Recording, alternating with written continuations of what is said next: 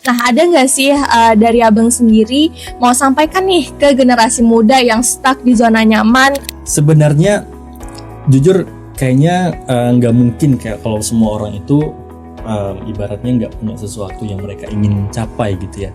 Cuman memang cara memulai awalnya ataupun cara mereka merangkai pola langkahnya itu aja gimana yang mungkin memberatkan kayak gitu ya, sehingga terjadinya dinanti-nantikan gitu. Di saat teman-teman itu mau mulai sesuatu, mungkin yang pertama itu make it obvious dulu sih. Kayak jangan sampai kita memulai sesuatu kita nggak tahu nih apa yang kita mulai. Dan juga mungkin yang kedua itu terfokus kepada make it more attractive aja sih apa yang mau kita lakukan. Dalam kita mengejar target itu, sisipkan hal-hal yang menarik kayak gitu.